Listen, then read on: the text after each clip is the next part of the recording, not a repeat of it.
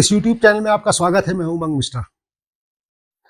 रुपया डॉलर के मुकाबले इतिहास में सबसे बड़ी गिरावट को प्राप्त हो चुका है। रुपया डॉलर के मुकाबले 89.6 तक गिर चुका है। इतना नीचे या इतना कमजोर रुपया कभी नहीं था डॉलर के मुकाबले। अब जब रुपया डॉलर के मुकाबले कमजोर होता है, उसमें गिरावट होती है, तो इसके ऊपर हमारे प्रधानमंत्री जी के खुद प्रधानमंत्री बनने से पहले क्या विचार थे, पहले तो आप ये सुन लीजिए। जिस प्रकार से डॉलर मजबूत होता जा रहा है, रुपया कमजोर होता जा रहा है, विश्व व्यापार में भारत टिक नहीं पाएगा। हमारे व्यापारी जो माल बाहर भेजते हैं, हमारे व्यापारी जो माल बाहर से लाते हैं, इस बोझ को सह नहीं पाएंगे।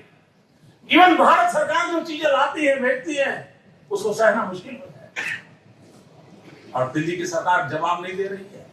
तो रुपया गिर रहा है और गिरता ही चला जा रहा है, तो ऐसा क्यों हो रहा है? और हमारी इकॉनमी आगे बढ़ रही है या पीछे जा रही है? एक तरफ हम कहते हैं हम चौथी अर्थव्यवस्था है, पर कैपिटा इनकम प्रति व्यक्ति आय में हम 130 से नीचे हैं। हम अपनी साइज दिखाकर जनसंख्या के बल पे जो हमारी जीडीपी इकट्ठा है, उसका हम क्या करें? जब हमारी प्रति व्यक्ति आय इतनी कम है, 80 करोड़ से ज्यादा लोग फ्री में राशन पे जिंदा हैं, तो हमारी चौथी इकोनॉमी का क्या मतलब है? और डॉलर के मुकाबले हमारी स्थिति न्यूनतम पहुंच चुकी है। जो भारत की साख है, किसी भी देश की साख है, वो दो तरीके से मुख्यतः नापी जाती है। वैसे तो बहुत सारे इंडिकेटर हैं। एक की डॉलर के मुकाबले उसकी करेंसी की क्या स्थिति है, तो वो इस समय लोएस्ट चली गई है। और दूसरा पासपोर्ट की उसकी क्या स्थिति है, तो पासपोर्ट में भी हम 85वें नंबर पे पहुंच गए हैं।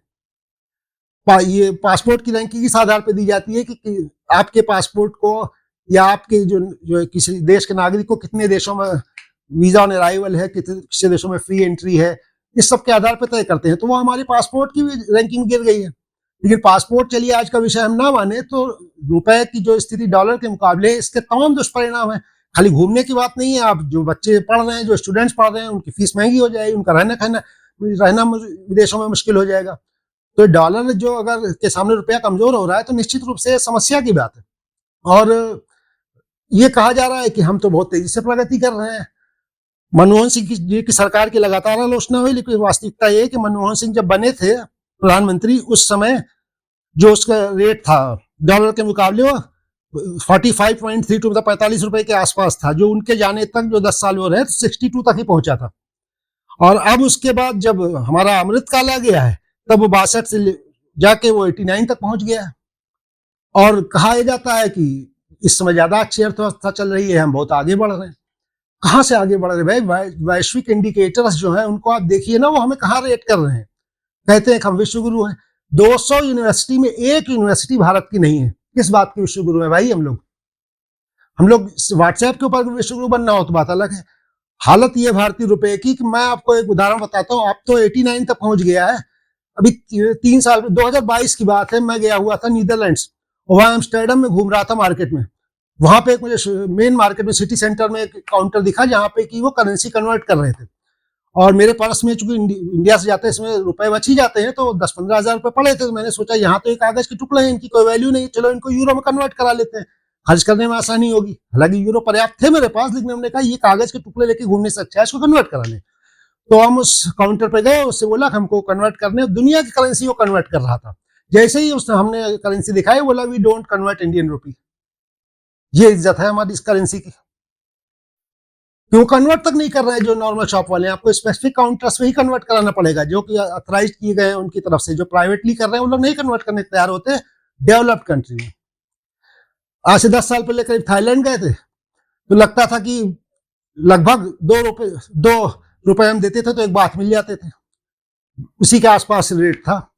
अभी पिछले दिनों गए, 1 महीने पहले, तो वो अब लगभग 3 हो गया है। मतलब आप 3 रुपए दीजिए तब आपका एक बात मिलेगा। 2.88 से ऊपर चला गया है। बताइए, थाईलैंड के आगे हम खिसकते जा रहे हैं। बातें हमारी आप देख लीजिए कि चौथी अर्थव्यवस्था है, हम जर्मनी है, हम ये है वो है।